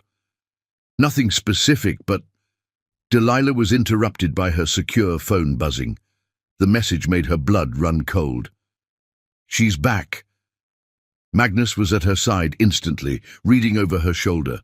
The message contained a single photo: Camilla, stepping out of a town car in front of their parents' Manhattan residence, looking every inch the prodigal daughter returned. "Well," Magnus said softly, "this should be interesting." They arrived at the Black family home an hour later, their entrance perfectly choreographed. Magnus still played slightly subdued. His public recovery wasn't complete enough for him to appear fully restored, but the vacancy was gone from his eyes, replaced by subtle sharpness that he no longer had to completely hide. Camilla was holding court in the formal living room, their parents hanging on her every word as she spun tales of her spiritual journey through Europe and South America. She faltered mid-sentence when she saw them, her perfectly made-up face going slack with shock. "Magnus," she breathed, taking in his transformed appearance. You're improving day by day," he replied, his voice carefully modulated to show just a hint of his former hesitation. "Thanks to your sister's dedicated care." Delilah watched the calculations race across Camilla's face as she processed this new development. Her sister had always been quick to adapt, to find angles that worked to her advantage, but for once she seemed genuinely blindsided. "Delilah!" Camilla recovered enough to stand, arms outstretched for an embrace. "My dear sister, I have so much to apologize for." The hug was like embracing a beautiful statue, all cold marble and rigid poses. Delilah returned it briefly before stepping back to Magnus's side, his hand finding hers in a gesture that wasn't entirely for show. "We've been so worried," Eleanor Black gushed, dabbing at her eyes with a monogrammed handkerchief. "When you disappeared."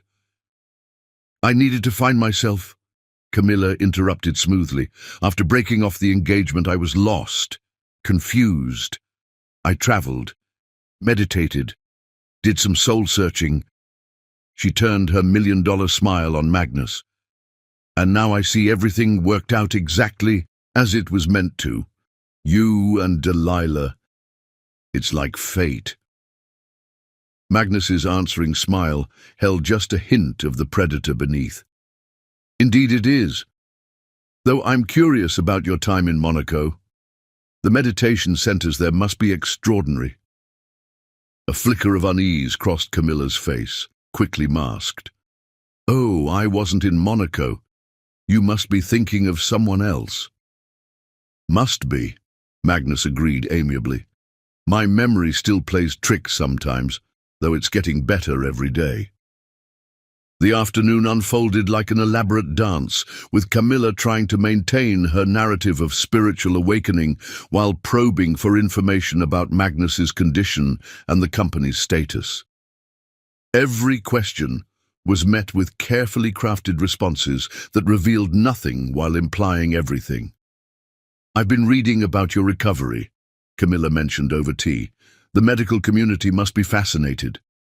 "They are," Delilah answered before Magnus could, "though they've all signed rather extensive confidentiality agreements.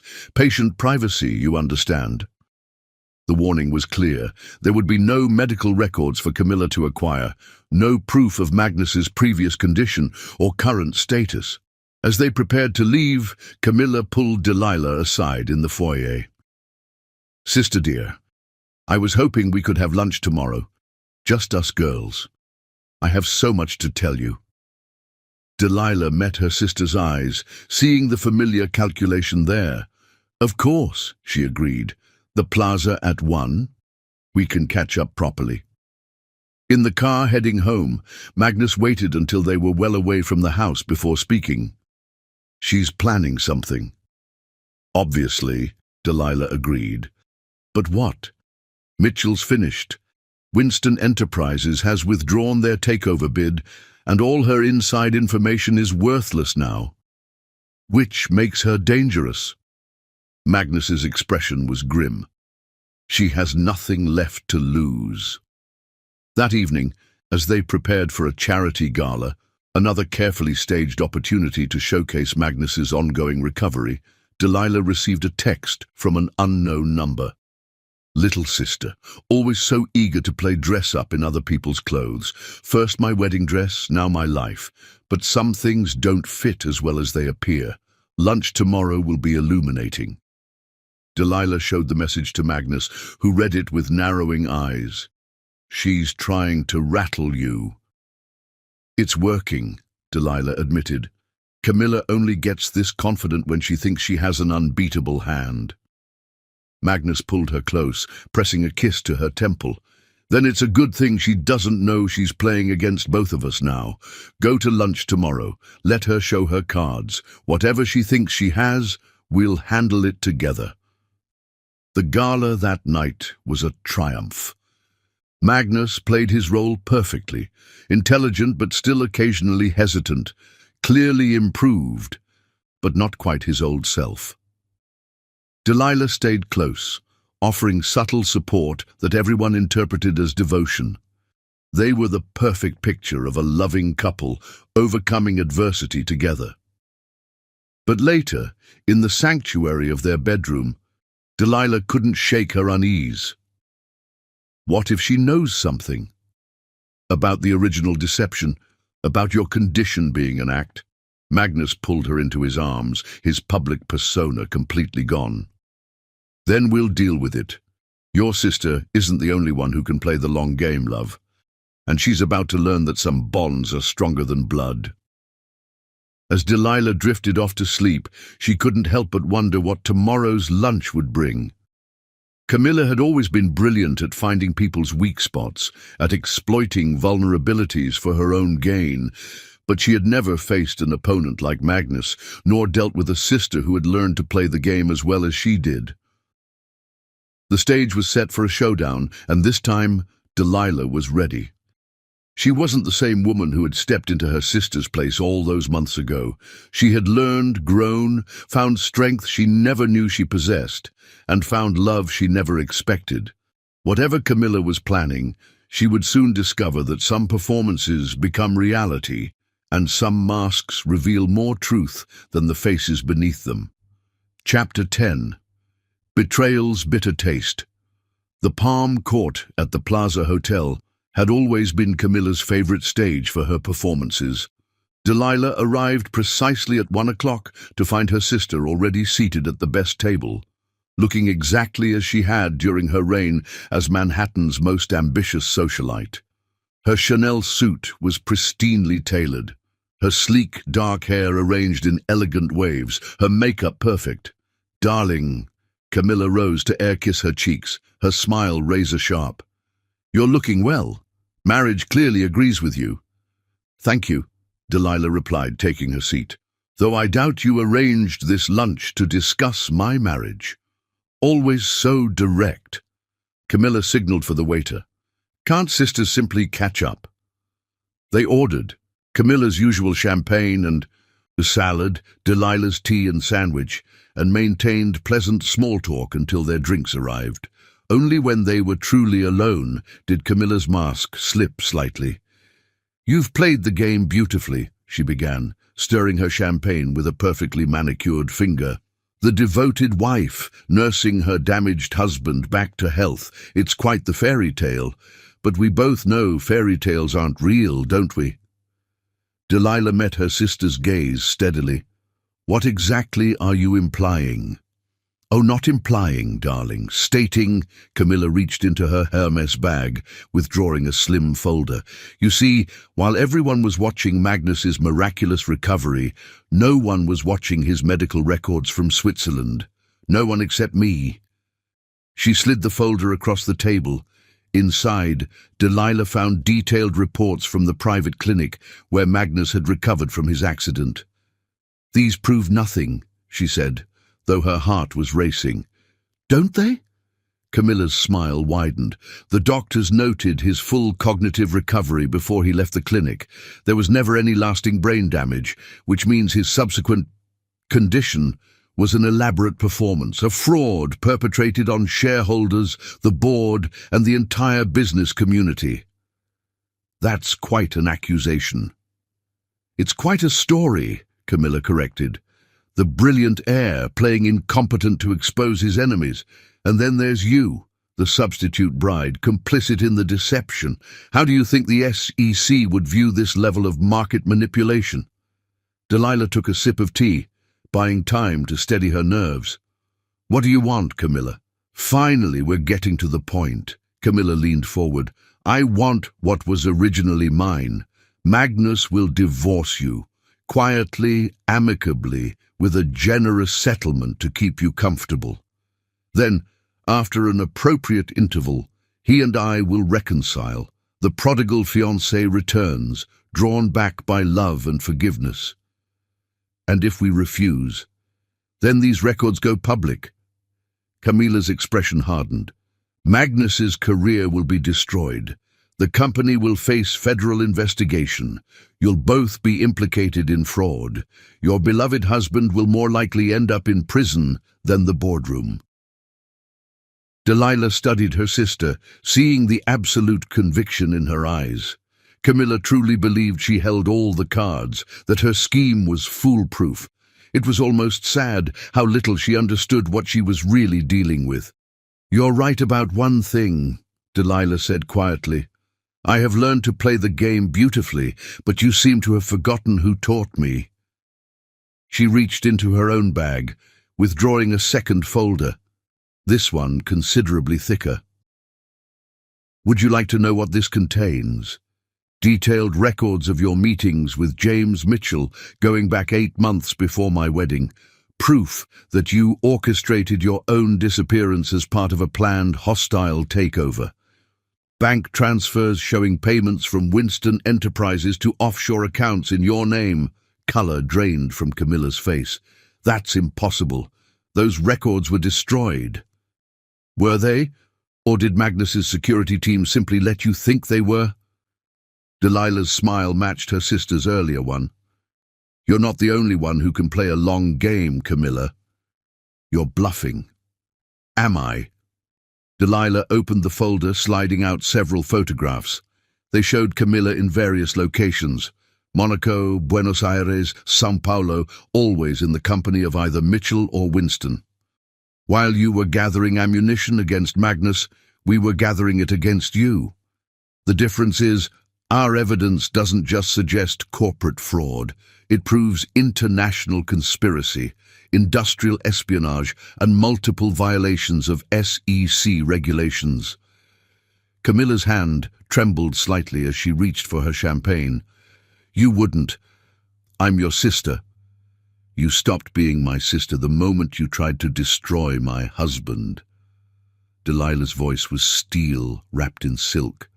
The moment you decided to use me as a pawn in your games. The moment you thought you could threaten my family. Your family? Camilla laughed bitterly. You're just his replacement for me, a convenient substitute who turned out to be useful. You really don't understand, do you? Delilah shook her head. Magnus and I may have started as a deception, but we've become something real, something you could never comprehend because you've never cared about anything beyond your own ambition. She stood, gathering her things. Here's what's going to happen. You're going to leave New York. Those spiritual retreats you claim to visit, you're going to make them real. Find a nice, quiet place far away from here and stay there. If you ever try to contact us again, if you ever threaten my husband or our life together, these files go to every regulatory agency in the country. You can't do this to me, Camilla hissed, her composure finally cracking. I'm your older sister. I protected you. No, you used me. Just like you tried to use Magnus, just like you've used everyone in your life, but this time you miscalculated. Delilah leaned down, her voice soft but deadly serious. You taught me how to play the game, Camilla. You just never expected me to become better at it than you.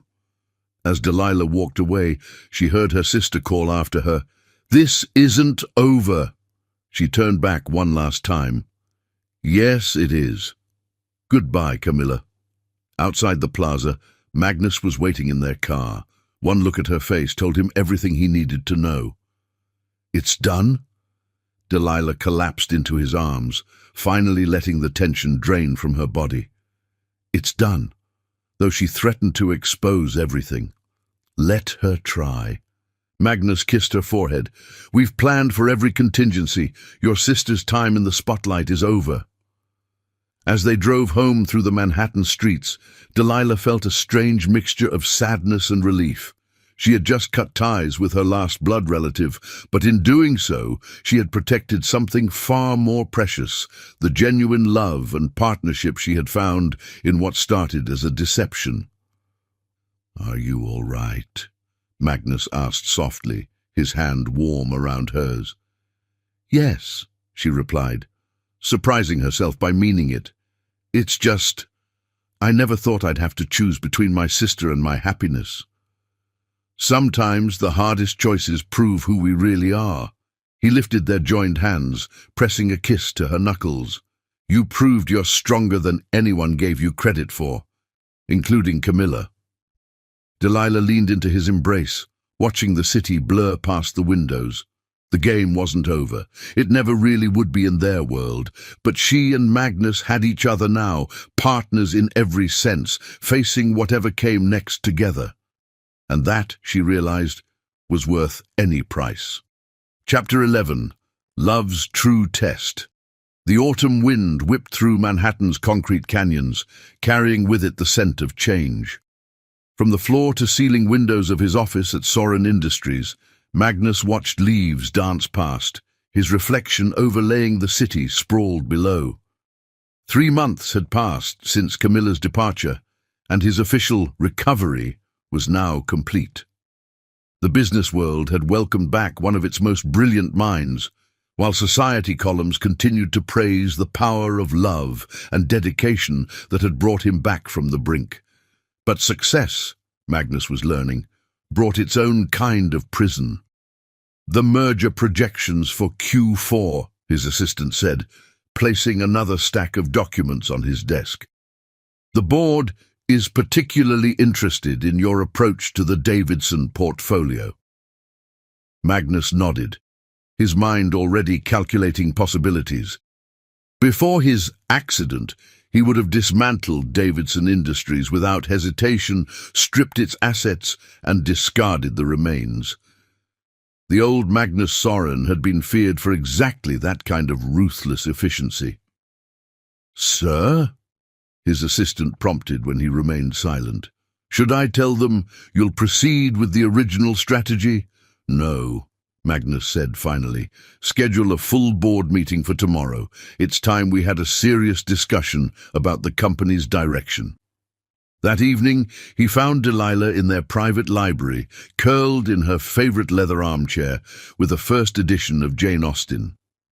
The sight of her, completely herself, no pretense required, still made his heart skip.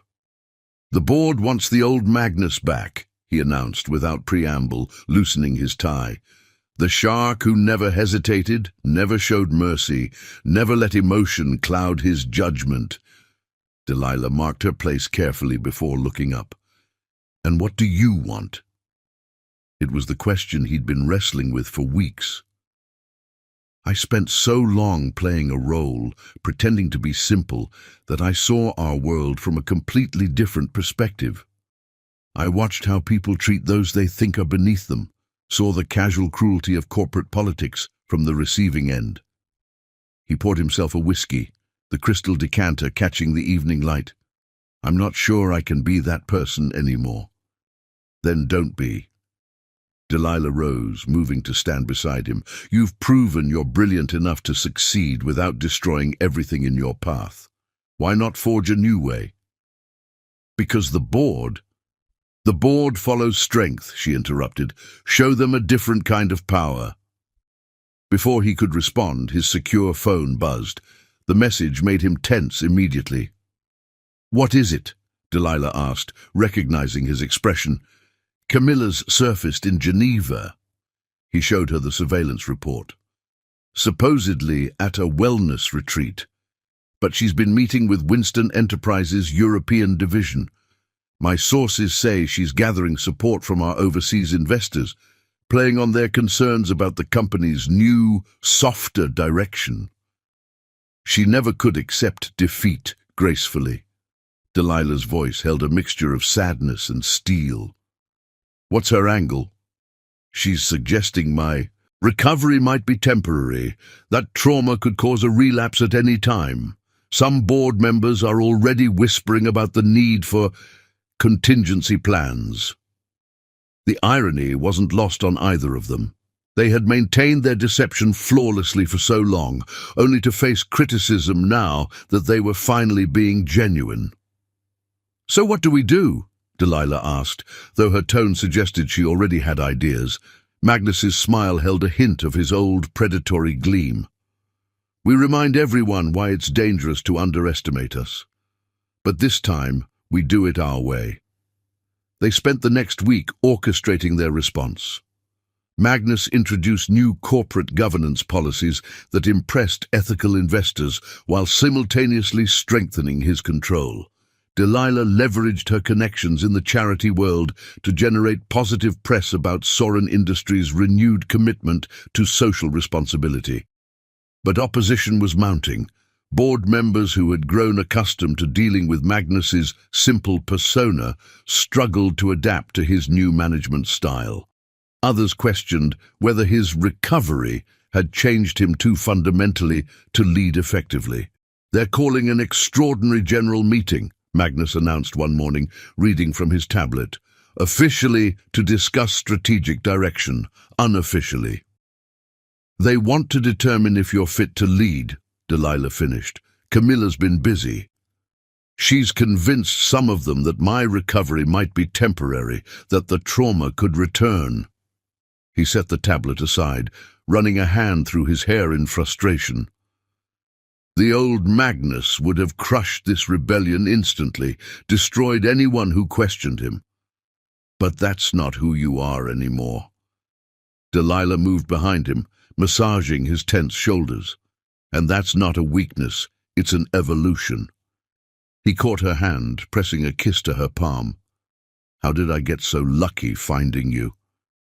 "You didn't find me," she reminded him with a smile. "You orchestrated an elaborate deception to drive my sister away so I would take her place. Best manipulation I ever planned." His tone was light, but his eyes were serious, though it backfired spectacularly when I actually fell in love with you. The days leading up to the board meeting were intense. Magnus and Delilah worked late into each night, preparing their strategy. This wouldn't be like their previous performances. No more deception, no more masks. This time, they would show everyone exactly who they were. Henrik Sorin arrived 2 days before the meeting, his presence both support and complication. "The old guard is nervous," he told them over dinner in their private dining room. "They remember the Magnus, who could make markets tremble. This new version, they're not sure what to make of him." "The old Magnus was effective," his son acknowledged, "but at what cost? How many lives did we destroy in the name of profit? How many communities devastated by our strategic restructuring?" Henrik studied him thoughtfully. "You really have changed." "We both have," Delilah interjected. "The question is, can Sorin Industries change too?" The morning of the meeting dawned clear and cold. Delilah helped Magnus choose his suit, not the perfectly tailored armor he used to wear, but something that projected both authority and authenticity. "Ready?" she asked, straightening his tie. "With you by my side?" "Always." He caught her hands, holding them against his chest. "Whatever happens in there, whatever they decide, I want you to know that choosing to be real with you was the best decision I ever made." The boardroom was packed when they arrived. Not just board members, but major shareholders and even select press had been invited. Camilla's influence was evident in the setup. This was meant to be a public referendum on Magnus's leadership. But when Magnus stood to address the room, something unexpected happened. Instead of defending himself or making promises, he told the truth, all of it. He explained his original deception, not as a manipulation, but as a desperate measure to protect what he'd built. He acknowledged how the experience had changed him, made him see business and power differently. The Magnus Soren you knew before was a mask, he concluded, his voice carrying clearly through the hushed room. The simple fool I played afterward was a mask, but the man standing before you now is real, a man who believes we can be both successful and ethical, both powerful and compassionate. He outlined his vision for Soren Industries, still aggressive, still profitable, but with a conscience. He showed how their new initiatives had actually increased shareholder value while creating positive social impact. Then he did something unprecedented. He invited Delilah to present their joint strategy for the future. She rose gracefully, every inch the powerful woman she had become. Her presentation was masterful, combining hard data with compelling vision. She showed how their charitable foundation had opened doors to new markets, how ethical business practices had attracted premium investors, how their new approach had positioned them ahead of emerging global trends. When they finished, silence fell over the boardroom. Then, from the back of the room, Henrik Soren stood. "My son has always been brilliant at strategy," he said slowly. "But never more so than when he learned that true strength isn't about destroying your opponents, it's about transforming them into allies." The vote that followed was unanimous. Not only was Magnus's position secured, but their new direction was fully endorsed. The press release went out within hours. Soren Industries was evolving, with Magnus and Delilah as joint leaders of a new era. That evening, they celebrated privately in their garden, watching the sunset paint Manhattan's skyline in shades of gold. "Was any of this part of your original plan?" Delilah asked, nestled in Magnus's embrace. "When you first decided to play the fool?" "Not even close," he chuckled, the sound rumbling through his chest. "I planned for every contingency except the most important one, falling in love with someone who would make me want to be better than my masks." "And now, what's the plan?" Magnus turned her to face him, his expression more open than she'd ever seen it. "Now we write our own story. No more scripts, no more pretense. Just us, building something real together." As if to emphasize his point, a message arrived on both their phones simultaneously. Camilla had released a statement, officially retracting all claims against Soren Industries and announcing her retirement to a Tibetan monastery. "Did you arrange that?" Delilah asked, knowing her husband's penchant for elegant solutions. "Let's just say I helped her find her true calling," Magnus smiled. "Sometimes the best way to neutralize an opponent is to help them find peace." They stood together in their garden, no longer the fool and his caretaker, no longer the manipulator and the substitute, but partners in every sense. They had proven that authenticity could be its own kind of power, that vulnerability could be stronger than armor, that love could grow from deception into something real and lasting. Tomorrow would bring new challenges, new battles to fight, but tonight, under the stars, they were simply Magnus and Delilah. Two people who had found their truth in the midst of lies, their strength in surrender, and their greatest victory in choosing to be real. Final chapter. Where Truth Lies Street, Patrick's Cathedral stood bathed in golden light, its Gothic spires reaching toward a perfect autumn sky. 1 year to the day after their first wedding, Magnus and Delilah Soren were about to rewrite their story, not with deception this time, but with unvarnished truth. The morning had begun with an earthquake in Manhattan's social circles. Camilla Black had done more than just retire to Tibet. She had appeared on live television, confessing everything: her original plot with Mitchell, her failed attempt at blackmail, and most surprisingly, her admiration for the sister who had surpassed her. "Delilah succeeded where I failed," she told the transfixed audience. "She took a marriage of convenience and turned it into something real. She took power and made it serve a purpose beyond ambition. In trying to destroy her, I only proved how much stronger she is than I ever was." In the bridal suite of the cathedral, Delilah watched the broadcast on her phone, tears streaming down her face. This wasn't part of Magnus's carefully orchestrated resolution. This was something else entirely. A knock at the door revealed Eleanor Black, her own eyes wet. "She called me this morning," her mother said softly. For the first time in her life, Camilla sounded at peace. Magnus did more than just neutralize her as a threat, Delilah realized. He gave her a chance at redemption. "He learned that from you, darling." Eleanor helped adjust her daughter's veil, not the one from her first wedding, but a new creation of delicate lace. "You showed him that true power lies in lifting people up, not crushing them."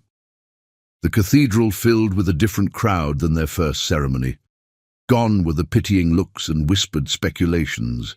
Instead, they had gathered those who had stood by them through their transformation.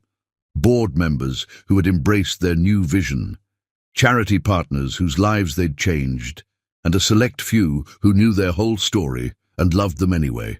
Henrik Zoran sat in the front row, his eyes bright with pride as he watched his son stand tall at the altar, no trace of pretense in his bearing. Beside him sat Jonathan Black, finally understanding that his younger daughter had found her own kind of strength, different from but no less powerful than Camilla's ambition.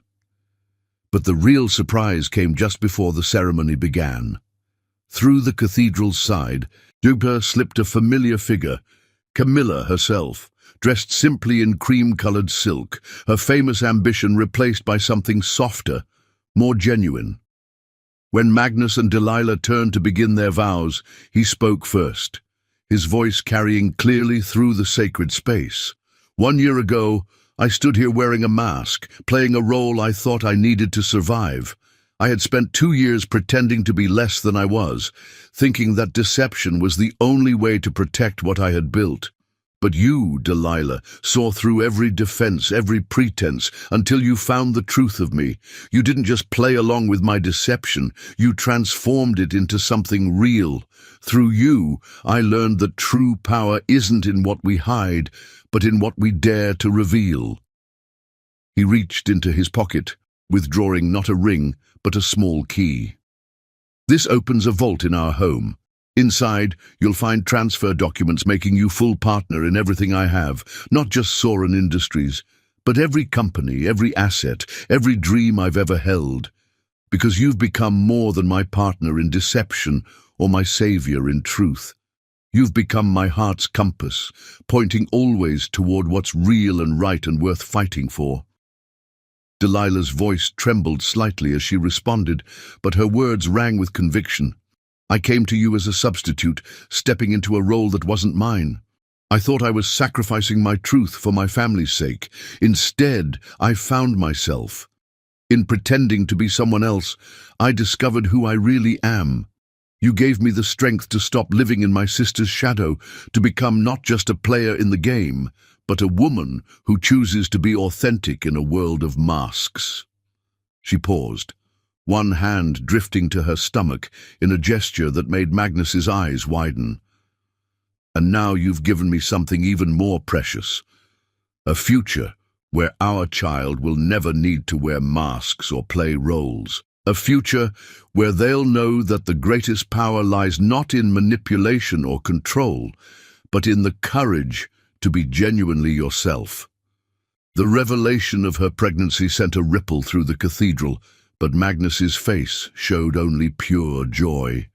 He stepped forward, breaking protocol to kiss her then and there, earning chuckles and applause from the assembled guests. The reception was held in the grand ballroom of their home, transformed into an enchanted garden with thousands of twinkling lights and cascading flowers. But the real celebration took place later in Magnus's study, where 3 extraordinary things happened. First, Camilla approached them, not with schemes or demands, but with a gift, their father's antique fountain pen, the one he had used to sign every important document in his life. "For the next chapter of your story," she said simply, embracing her sister with genuine warmth before slipping away to return to her newfound path. Second, Henrik Soren announced his retirement, effectively immediately. "The company needs young blood, new vision," he declared, "and I can't think of two people better suited to lead it into the future." But the third moment was the most powerful. Magnus led Delilah to his private safe, revealing not just the company documents he'd promised, but something far more precious, a leather-bound journal filled with sketches he'd made throughout their journey together. The first drawings showed her as she'd been at their first wedding, uncertain but determined. Each subsequent page revealed her evolution, growing stronger, more confident, more genuinely herself. The final sketch, dated that morning, showed her as she was now, powerful, radiant, and unmistakably pregnant. "You saw me all along," she whispered, tracing the images with trembling fingers. "I saw you becoming yourself," he corrected softly, "just as you saw me becoming myself. Every mask we wore, every role we played, led us here, to this moment of absolute truth." Later that night, as their guests danced below, they stood on their bedroom balcony, looking out over the city they had learned to rule in their own way. Magnus's hand rested protectively over her stomach, where their future grew stronger each day. "Any regrets?" he asked, pressing a kiss to her temple. "Just one," she smiled. "That we can't tell the world our whole story. It would make an incredible novel." "Who would believe it?" he laughed. "The brilliant businessman playing the fool, the substitute bride becoming more perfect than the original, love growing from deception. Truth emerging from lies," she added, turning in his arms. "Power found in vulnerability. A baby conceived in authenticity after a marriage born of deception." Below them, Manhattan glittered like a sea of stars, while above, the real stars wheeled in their eternal dance. They stood between the two, no longer bound by society's expectations or their own carefully constructed masks. The game that had brought them together was over. The performance had ended. What remained was something far more precious. A love story written in truth, a partnership forged in authenticity, a future bright with possibilities they never could have imagined when they first stepped into their roles. Their child would be born into a world of power and privilege, but also one of honesty and love. They would teach them that the greatest strength lies not in wearing masks, but in the courage to be genuinely yourself. As the night deepened around them, Magnus and Delilah held each other, no longer the fool and his caretaker, no longer the manipulator and the substitute, but simply two people who had found their truth in the midst of lies, their strength in vulnerability, and their greatest love in the courage to be real. And somewhere in a Tibetan monastery, Camilla Black smiled, finally understanding that sometimes losing everything is the only way to find what truly matters. Subscribe if liked. Something far more precious. A love story written in truth, a partnership forged in authenticity, a future bright with possibilities they never could have imagined when they first stepped into their roles. Their child would be born into a world of power and privilege, but also one of honesty and love. They would teach them that the greatest strength lies not in wearing masks, but in the courage to be genuinely yourself. As the night deepened around them, Magnus and Delilah held each other, no longer the fool and his caretaker, no longer the manipulator and the substitute, but simply two people who had found their truth in the midst of lies, their strength in vulnerability, and their greatest love in the courage to be real.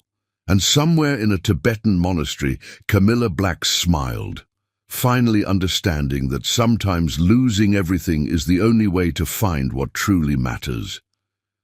Subscribe if liked.